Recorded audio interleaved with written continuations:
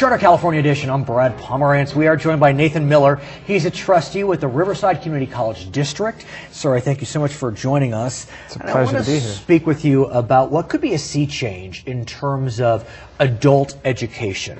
That's not community college. That's not high school. It's kind of a in between. But it has been managed by K through 12. And that's the question. For decades, K through 12 is managed adult school, as you said. Right. Governor Brown is looking to shift that responsibility entirely to community colleges and shift it this coming fall. Yeah, and he doesn't necessarily spell out a process in his budget. So that's generated a reasonable amount of concern from K through 12, from students that are currently engaged in adult education, that are in the programs, to community colleges. How are we actually going to do this? It's interesting because I've spoken with trustees in K-12 systems.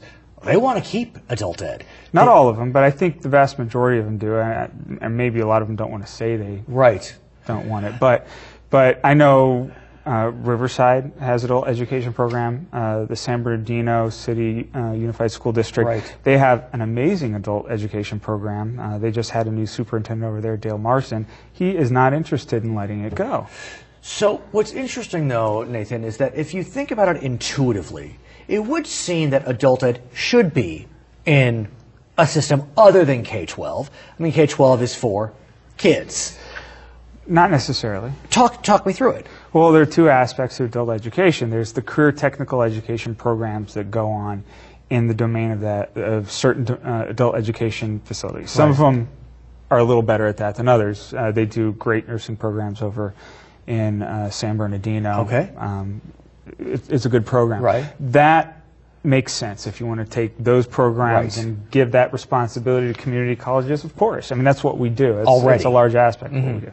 But when you're talking about remedial education, high school equivalency, GED. you know, GEDs, all that, that's like you give that to community colleges and tell us to reinvent the wheel. Why do that when somebody's already good at doing that? That's what they do by definition. Here's the challenge. The governor has been pretty persuasive in his first few years. He wanted redevelopment eliminated. He got it. He wanted realignment. He got it. I don't know if persuasive is the right word. Fair enough. But he's been able to... He's had the political will, and he's definitely had... the right tools in place to affect his agenda. And one could argue his tools have become even greater with Democrats. He was persuasive with Prop 30. I'll give you. But I guess what I'm getting at is there does seem to be a hue and cry on the question of adult education. K-12 is concerned. Community colleges are nervous. But has the train left the station? I mean, can this train be stopped? Or is the transfer going to happen? I had a conversation with one of the county superintendents who felt that what's probably going to happen is some transitional phase. I think that has to happen if this is going to be effective. You're going to have a lot of upset people. You're going to have a lot of students that are at disadvantage if you just pull the rug out from underneath them. You can't do that. It's $1 billion as it stands that they normally give to K through 12 to run their adult education programs. That's statewide. K through 12, they get to keep that money under the new program. That money's been used primarily to fill their budget gaps in the past few years as it is. So what they're going to do is give $350 million roughly to community colleges throughout the 72 community college districts, and all of a sudden that responsibility becomes ours. Does that mean we contract out? Does that mean we do take on some of the reasonable responsibilities of career technical education and figure out what we're going to do with the remedial stuff? Could you contract with the K-12 district? We don't know yet. You know, all bets are off. I'd say it's a possibility. I think clearly we're going to have to look at some of the more reasonable solutions. Something like that makes sense to me. Let me ask you, if I may, about another issue that's percolating in the community college system, and that deals with intersession courses. As you know, last year, 2 years ago maybe, Santa Monica City College was looking at charging more money for certain classes, core classes, for students that could afford it, and then those students would matriculate out more quickly. There was a huge hue and cry, just consternation over that. The differential funding The differential funding, exactly. Now what we see is a proposal that's been spearheaded by Long Beach City College, and it's being run by Dos Williams, a member of the California Assembly, who I'm presuming you know. Jose Medina voted Jose for that, as well. And what this plan would do is it would allow community colleges during intersession periods, winter break, maybe even summer break, to charge differential funding for certain classes, core classes. Long Beach City loves the idea. Many other systems, Los Angeles community colleges, they have come out against it. What's your sense of this system? Who are the actual folks that have come out against it when you say the colleges have? Well, I mean, usually there are interests that the community college board. I believe the community college board has passed a resolution in opposition to it. But be that as it may, I want to get a sense from you, even philosophically. You don't even have to talk about this specific bill. Even philosophically, what is your sense of the notion that there should be any class that should be more expensive than another? Is that a smart move? I like the idea of autonomy. I think that one of the... And that's what this bill would offer. One of the problems that you have with K through 12 community college education is this idea that what we do needs to be controlled by the state. You know, we're on their leash. They tell us how much we can charge, how many classes we can offer, how much we're going to get. I think that is responsible for a lot of the problems educations face. I mean, look, they're cranking out graduates from high school. They say the percentages are on the increase that you have a high school diploma. Tell me what that means to a student if I say didn't have a high school diploma. I could get the same job that they can. They have no advantage with a high school diploma to get a job that somebody without one can get. So it's only as valuable as what it can do for you if you're interested in pursuing higher education.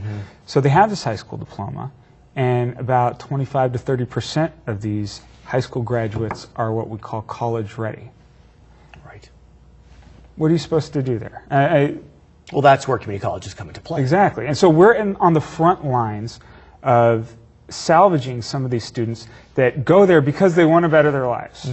Right? So they go to a community college, they don't know exactly what they want to do. We have an opportunity, if we spearhead it properly, to show them the right path they can take, try to focus their energy into direction that might suit them best, let them know that there is a light at the end of the tunnel. But should there be an opportunity for a community college district like Riverside, as an example, to offer these intersession classes at a higher price? Absolutely. Because you're not necessarily going to have all those students taking those classes at a higher price. If they're taking core curriculum, if you keep core curriculum classes at a lower level, a lot of those career technical courses, a lot of the extracurricular courses, ceramics. You'll have a lot of older students that come back or that want to come back and take those courses. They shouldn't necessarily have priority over local students and others that are interested in. But what about? But that's separate. You know, Dos Williams' bill, as I understand it, is focused on the core classes, and the thinking is that the core classes are so impacted during regular session. Let's get some students in these intersession classes. They'll pay a little more, but they'll get out quickly. They'll be able to matriculate more quickly. You know, is that a two-tiered system? Well, I imagine those students are still would still have financial aid available to them. As I understand it, yes. And I think financial aid is another big conversation we can have about student loans and. But putting that aside, I don't think that would necessarily affect students that are looking at financial aid, you know, to help fund their education. And then you'll have some of the wealthier folks that might be able to afford it, but maybe they didn't do so well in high school. They can afford those fees. There will be some folks in the middle there that are probably going to get squeezed out, which is unfortunate. But anytime you make a decision like that, there's going to be winners and losers. There's no doubt about it. Okay, his name is Nathan Miller. He is a member of the Riverside Community College District. My name is Brad Pomerance. You are watching Charter California Edition. What percentage of community college students graduate with an associate's degree within 3 years? Fewer than 5 in 10, fewer than 4 in 10, fewer than 3 in 10, or fewer than 2 in 10. Fewer than 3 in 10 community college students graduate with an associate's degree within 3 years. Welcome back to Charter California Edition. I'm Brad Pomerance. Our guest is Kenn Young. He is the elected superintendent of schools for Riverside County. And sir, I want to speak with you about education funding.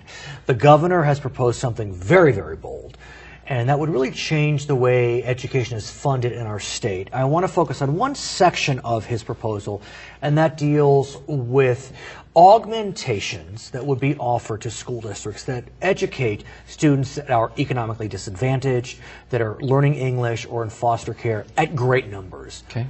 What's your sense philosophically about augmenting for school districts with high numbers of those categories? Well, there's probably two schools of thought on this, Brad. In the state of California, we have some school districts and some schools that have high concentrations of students that are learning to speak the English language. Students that come from poverty, or both, right, who are doing remarkably well.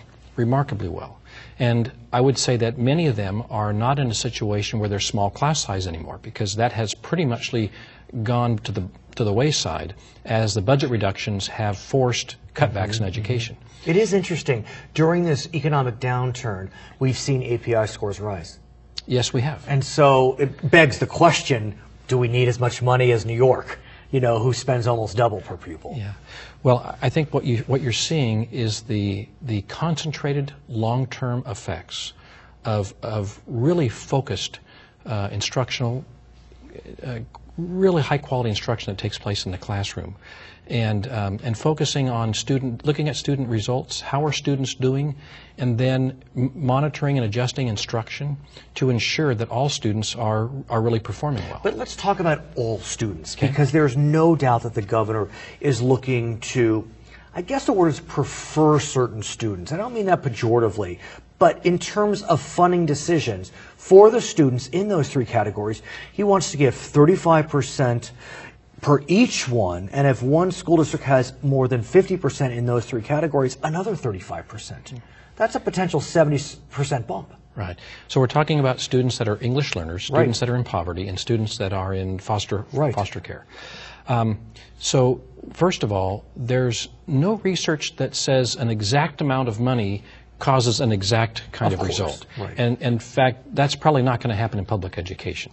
You're going to see across the nation different amounts of funding put into classrooms with students getting a wide variety of results that are not always connected. In fact, there's no empirical evidence that shows you pour more money directly into a classroom and you're going to automatically get more results. First best instruction at the bottom of the day always trumps everything. But I guess some of the frustration for those that are looking at this plan, it's a lot of soccer moms. And what they're saying is, look, why should we be penalized because we live in a more well-heeled area, be it Hermosa Beach, be it Sunnyvale, vis-a-vis our friends who may live on the other side of the tracks, metaphorically speaking, to the level of a 70% distinction. Yeah. So let me just comment it this way. I think, first of all, let me just talk about the governor's plan holistically. Yes. I think him trying to give more support to students that historically come from backgrounds that score far less than their counterparts is important. So that in this state, we try to give everybody a high-quality education. And so if you have a ton of resources at home in your community that are helping you achieve that educational result, or if you happen to have been come from a background where that just is it's going to happen. It's important. Yeah. Right? So certain communities. Right. Certain communities, certain living circumstances, a lot of things contribute to that. Or you happen to be a student that comes from a place where all of those things don't exist, and you don't even speak the English language. You're going to need more help. And I understand that. I think even the soccer moms do as well. It's the quantification of the size? That's exactly what I'm hearing kind of on the street. Yes, obviously, school districts with high ESL populations, they have to have more money. There's additional instruction. Right. Poverty, probably. Poverty has some effect, especially over the summertime. Probably. Research has shown, yes. But look, there are plenty of bright kids that are poor and are learning the English language. Right. And it also begs the question, I've asked this before, you know this as well as anyone, a bored genius is a terror in the classroom. I mean, you know that. Right. I mean, those highly gifted kids, you don't if you don't stimulate them, they're a discipline problem. And there's no special funding under the governor's formula Right. for those kids. Right. They're in the minority, and that's why the governor's trying to target the general masses. And so you have, let's just kind of look at this. You have students that are high-performing students no matter what you do. And you have students that it takes about everything to get them from not being a failure in life. And so, and then everything in between there. Right. And so as far as exactly how much money it takes to get the results that are desired here, I don't think that there's any research that has been done that quantifies specifically the 35%, the 50%. I understand. Yeah. It could be a negotiating moment. Right. But let me ask you this, and we've had this conversation privately. A lot of folks feel as if you're in the public schools in California, if you're in the top 10% of kind of the intellectual capacity, you're fine. If you're in the bottom 10%, California's going to take care of you. It's the middle 80% that feel neglected.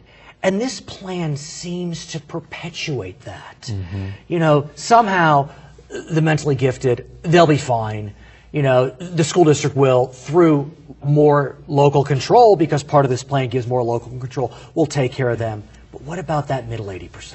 Yeah, well, that's a great question. And I think it's probably more like 20/20 and okay. 60. Perfect. Yeah, and so, you know, there's a base grant.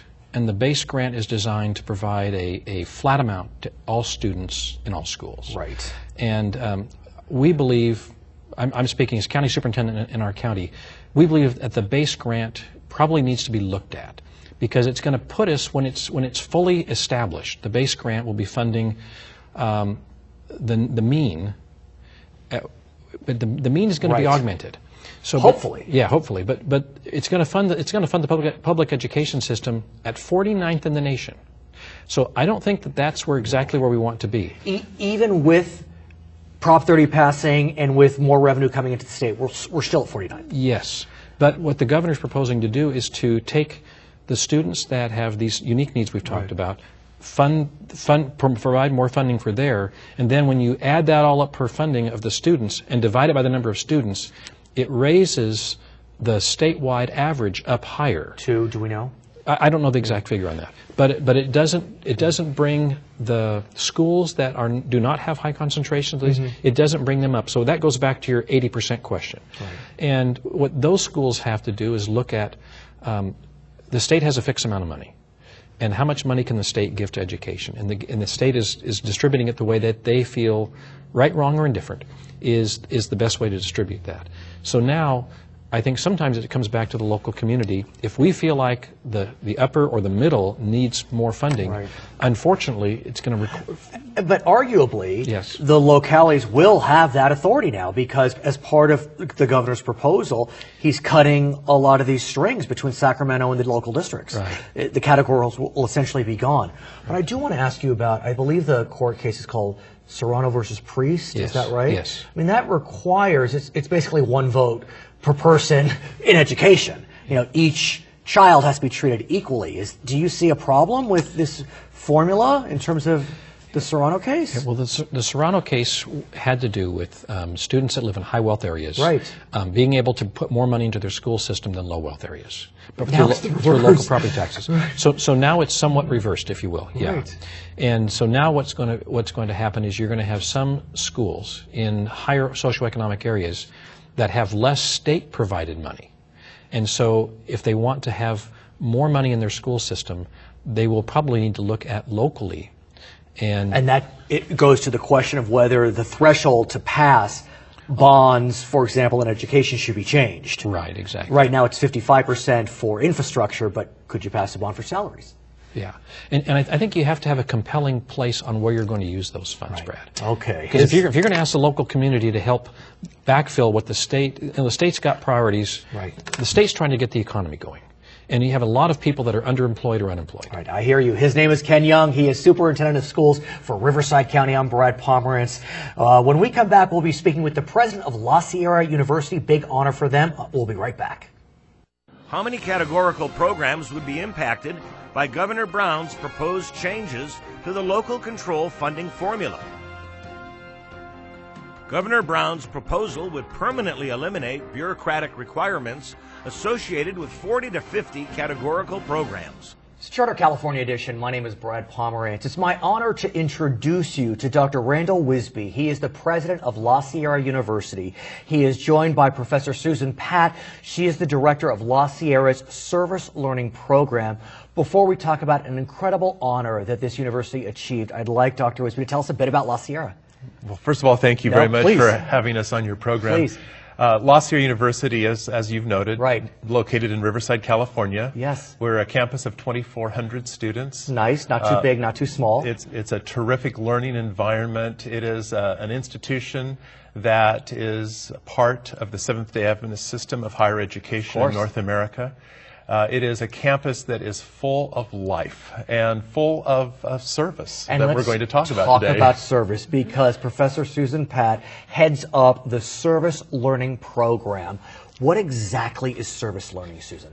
Well, service learning has really gained in, I think, national and international attention and popularity, where students that are in an academic course, instead of just having case studies and learning about something, they may, like in a developmental psych class, actually go and make observation of children, have specific questions and targeted focuses that the teacher directs them to look for with those children. Then they come back to the classroom, they can talk about what they've seen and what they've learned. They write about it, they share about it. It's hands-on. So it's hands-on. Project-based is another way to look at it. Experiential learning is another way they discuss it. So I think it's fair to say that La Sierra has figured out what the magic sauce is in terms of service learning, at least according to the President of the United States, or at least the Corporation for National and Community Service.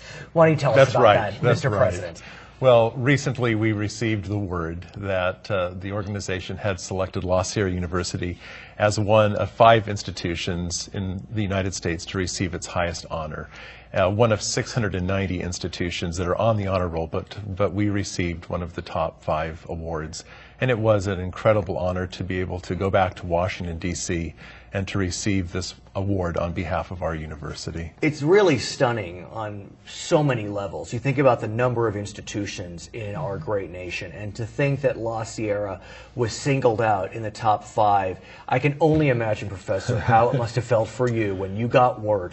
You had been on the honor roll in the past. Yes. But when you got word that you were now in the top 5, how validating for you and your students. Absolutely, and it was just very affirming for the university's commitment to service. It was very exciting for us. It was actually hard for us to believe initially. I can imagine. Now, I want to talk about some of the programs that brought you this award. In the Riverside area, there's a school district called Alvord. It's a smaller district. The Riverside Unified is kind of the larger one.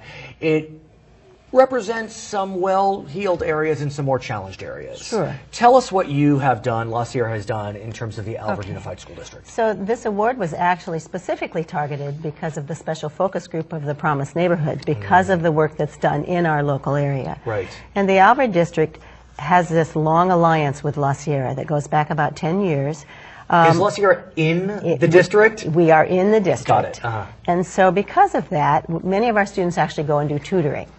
That's a major portion of what happens. And so we have many, many students, hundreds of students that tutor in math and English primarily, but we have music students that go and give music demonstrations. We have science students that give experiments and hands-on things for the children. So there's this great alliance that happens between the two. And what has that alliance done, not only for the Alvord students, but for the La Sierra students? I mean, I gotta think it's very symbiotic. It definitely is. And our students, they go and they observe, but they help, and they come back weekly and write reflections. And in talking about that, they tell us over and over again how this has changed and impacted their lives.